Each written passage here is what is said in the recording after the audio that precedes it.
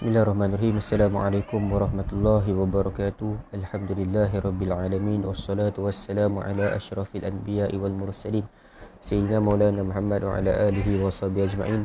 Qala subhanaka la ilma lana illa ma 'allamtana innaka antal alimul hakim. Wa la haula wa la quwwata illa billahil aliyyil azim. Allahumma shalli ala sayyidina Muhammad al-fatihi lima ughliq wal khatimi lima sabaqa nasiril haqqi bil haqq wal hadi ila siratikal mustaqim sallallahu alaihi wa ala alihi wa sahbihi haqqa qadrihi wa miqdarihil azim. Bismillahirabbil azim wa rasulil karim wal malaikatil muqrabin. Assalatu wassalamu alayka ya sayyidi ya Rasulullah, khudh bi yadi qalat silati adrikni.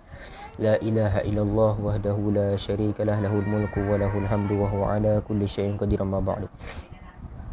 Alhamdulillah, bersyukur kita kepada Allah Subhanahu Wa Taala kerana dapat kita menyambung kembali pembacaan kitab Syama'il Muhammadiyah, kitab hadis susunan Imam At-Tirmidzi rahimahullah taala.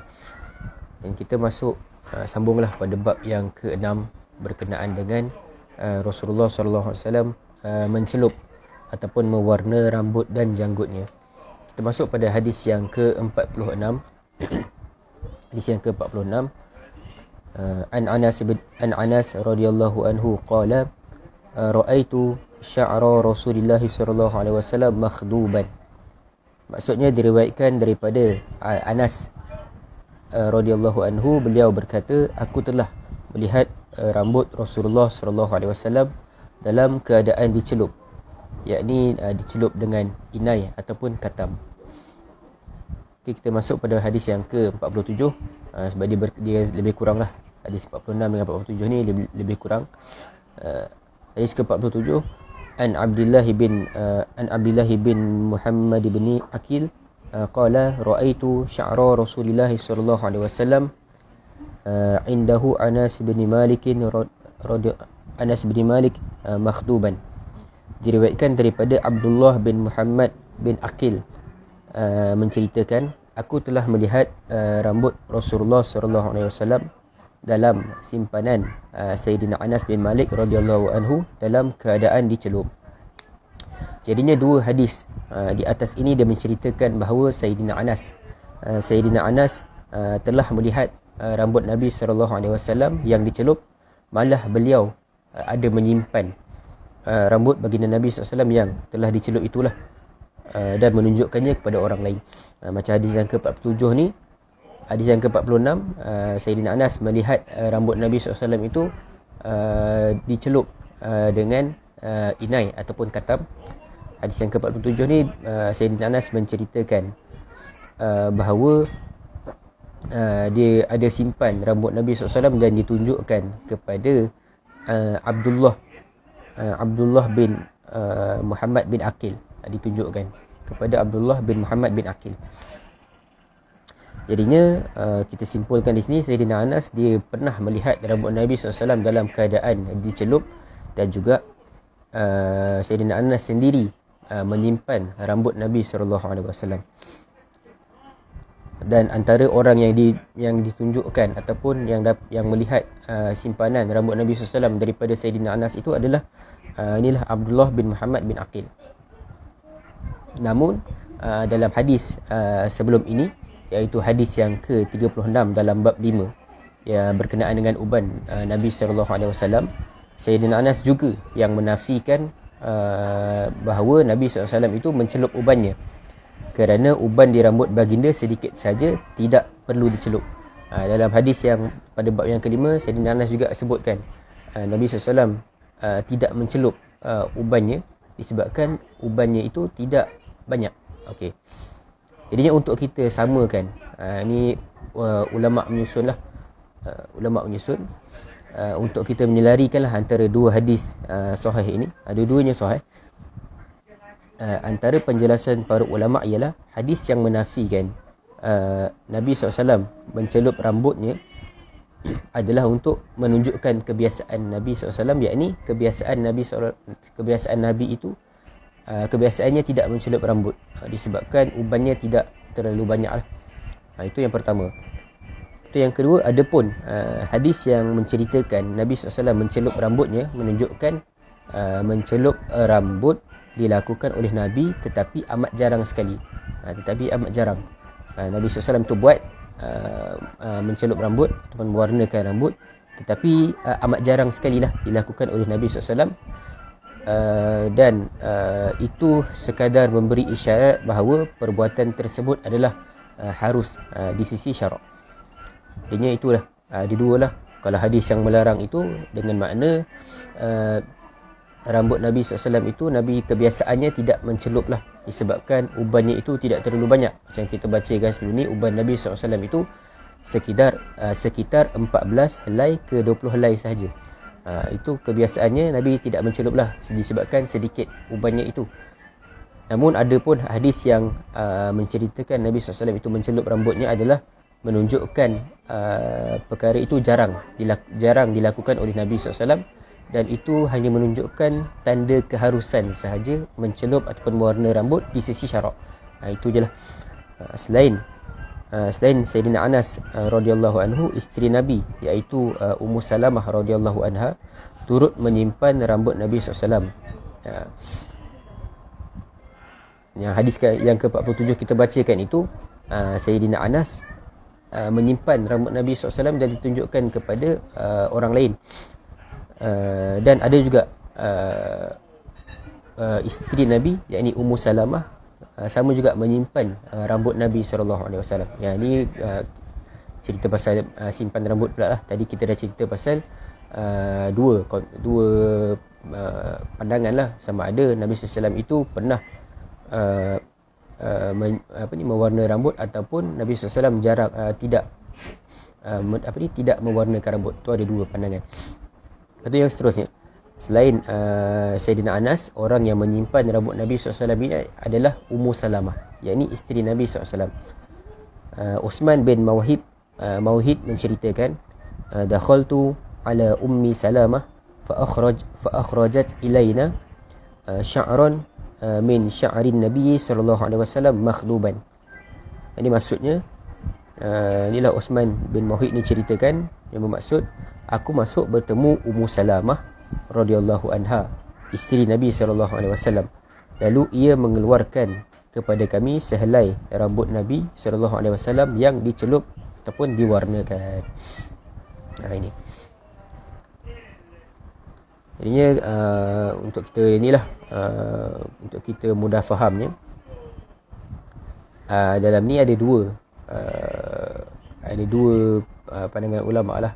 Di mana yang pertama tadi berkenaan dengan adakah Nabi SAW ini mencelup rambut ataupun tidak. Hadis yang pada bab yang kelima itu, ada hadis yang menafikan Nabi SAW mencelup rambut. Disebabkan apa? Disebabkan rambut Nabi, uban Nabi SAW itu tidak banyak. Sebab itu Nabi SAW tidak mencelup. Itu menunjukkan kebiasaan Nabi lah. Kebiasaannya Nabi memang tidak celup. Namun ada hadis yang menceritakan bahawa Nabi SAW itu mencelup rambut. Itu perkara yang jarang sekali dilakukan oleh Nabi SAW, dan kalau Nabi buat itu menunjukkan tanda keharusan di sisi syarak perbuatan mewarnakan rambut. Tapi mewarnakan rambut dengan menggunakan inai ataupun katam, itu sahaja. Jadinya lepas tu yang seterusnya itu diceritakan tentang bab menyimpan rambut. Selain daripada Sayyidina Anas yang menyimpan rambut Nabi SAW, ada seorang isteri Nabi yang bernama Ummu Salamah. Ummu Salamah juga menyimpan rambut Nabi SAW. Jadinya pengajaran daripada hadis yang kita bacakan, inilah pengajarannya. Nabi SAW pernah mencelup rambutnya, walaupun tidaklah selalu baginda melakukannya. Nabi SAW ada mencelup rambut, tetapi perkara itu perkara yang amat-amat jarang Nabi SAW lakukan.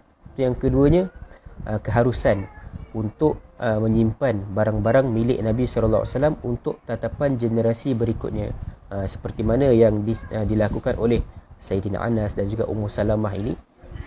Beliau menyimpan rambut Nabi SAW untuk ditunjukkan kepada orang lain.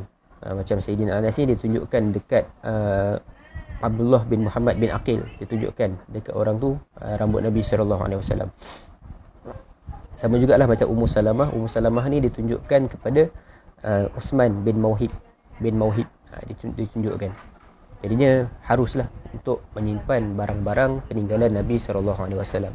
Sama jugalah macam orang yang simpan baju Nabi, orang yang simpan serban Nabi, itu diharuskan untuk untuk tatapan generasi akan datang, generasi berikutnya, generasi kita lah, untuk melihat pakaian-pakaian Nabi yang disimpan oleh daripada generasi ke generasi disimpan. Dan perkara ini harus supaya apa? Supaya dia boleh mendatangkan lagi kecintaan kita kepada baginda Nabi SAW. Okey, seterusnya hadis yang ke-48 berkenaan dengan bahan pencelup terbaik. Anil Jahdamah imraati Bashir bin al-Khasasiyah radhiyallahu anha qalat ana ra'aitu Rasulullah sallallahu alaihi wasallam yakhruju min baitihi yanfudu ra'sahu wa qad igtasala bi ra'sihi rad'un min hinna'in aw qala radghun. Maksudnya diriwayatkan daripada Al-Jahdamah, isteri Bashir bin Al-Khasasiyah radhiyallahu anha menceritakan, aku melihat Rasulullah sallallahu alaihi wasallam keluar dari rumahnya sambil mengibas-ngibas rambutnya, di mana baginda baru lepas mandi, dan di kepala baginda kelihatan lumuran tebal daripada daun inai. Dan hadis ni, hadis yang ke-48 kita bacakan ni, hadis ni dia tidak ada lah di dalam kitab-kitab hadis yang lain.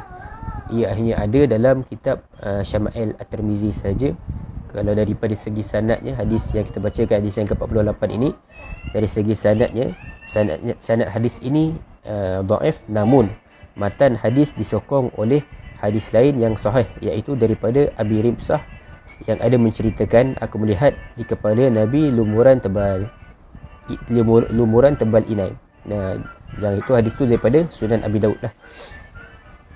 Jadinya Al-Jahdamah ni, isteri kepada Bashir bin Al-Khasasiyah ini, dia ceritakan dia pernah melihat Nabi SAW itu keluar daripada rumah sambil mengibas-ngibas rambut, sambil mengibas-ngibas rambutnya, di mana baginda baru lepas mandi, dan di kepala baginda kelihatan lumuran tebal daripada daun inai. Jadinya hadis ni dia nak ceritakanlah kepada kita itu bahawa Nabi SAW mencelup rambutnya dengan inai. Tapi macam kita bacakan sebelum ni lah, Nabi SAW tu amat jarang melakukan mencelup rambutnya, amat jarang. Jadi apa pengajaran daripada hadis kita bacakan, hadis yang ke-48 ini? Pertamanya adalah galakan untuk menggunakan inai sebagai bahan celupan rambut dan janggut, kerana Nabi SAW pernah menggunakannya. Nanti lebih terperinci tentang bahan-bahan celupan terbaik, nanti kita akan jelaskanlah di penghujung bab nanti, iaitu dalam bahagian bab fiqh. Jadinya Nabi SAW itu adalah mewarnakan rambut, cumanya amat jarang diwarnakan rambut. Dan kalau mengikut galakan daripada hadis ini adalah bahan pencelup terbaik adalah daripada inai, daun inai yang ditumbuk lah. Jadinya mungkin kita boleh, ini tadi hadis yang ke-48 tu adalah hadis yang terakhir pada bab yang ke-6. Mungkin kita boleh ambil sedikit kesimpulan lah daripada hadis-hadis daripada bab 6 yang kita bacakan ni. Yang pertamanya, apa pengajaran ataupun kesimpulan yang boleh kita ambil? Yang pertama, Nabi SAW pernah mencelup rambut dan janggutnya untuk mengubah warna putih uban di rambut dan janggut, namun baginda bukan sentiasa melakukannya. Nabi SAW itu kebiasaannya akan tidak mewarnakanlah uban baginda Nabi SAW, tidak akan mewarnakan. Yang keduanya, uban Nabi SAW setelah dicelup menjadi warna merah atau perang ketika baginda mencelupnya dengan inai ataupun katam. Dan ada ketikanya baginda mencelupnya dengan waras atau za'faran, iaitu pencelup yang menghasilkan warna kuning. Nabi SAW itu celuplah warna yang itu menggunakan inai berwarna merah ataupun perang. Ataupun ada juga ketikanya Nabi SAW itu mencelup dengan za'faron dan menghasilkan warna kuning. Itu yang ketiganya, Nabi SAW amat mengesyorkan orang yang banyak uban di rambut dan janggut agar mencelupnya. Namun hendaklah dijauhi daripada mencelup dengan warna hitam kerana dilarang oleh Nabi SAW. Nabi SAW mengesyorkanlah orang yang banyak uban di janggut ataupun banyak uban di kepala. Nabi mengesyorkan, Nabi sarankan untuk mewarnakanlah dengan inai. Namun Nabi kata kena jauhkanlah daripada mencelup dengan warna hitam. Itu yang ketiga. Yang keempat, yang terakhir, kesimpulan yang kita boleh ambil daripada hadis yang kita baca ini adalah pencelup terbaik ialah dengan sufrah, iaitu celupan warna kuning yang dihasilkan oleh za'faron atau seumpamanya, diikuti dengan campuran inai dan katam, serta diikuti dengan inai sahaja atau katam sahaja. Ni dia ada inilah pencelup yang terbaik ni dia boleh campur lah, sama ada nak campurkan hanya menggunakan za'faron, sufrah yang dihasilkan oleh za'faron, ataupun campuran inai dan katam, ataupun inai sahaja ataupun katam sahaja. Itu antara pengajaran ataupun kesimpulan daripada hadis yang kita bacakan pada bab yang ke-6. InsyaAllah lah, moga-moga ada manfaatnya, dan InsyaAllah pada hari esok kita akan masuk pada bab yang ke-7 berkenaan dengan celak mata Rasulullah SAW. InsyaAllah lah esok kita akan sambung. Allah Subhanahu wa ta'ala a'lam. Assalamualaikum warahmatullahi wabarakatuh.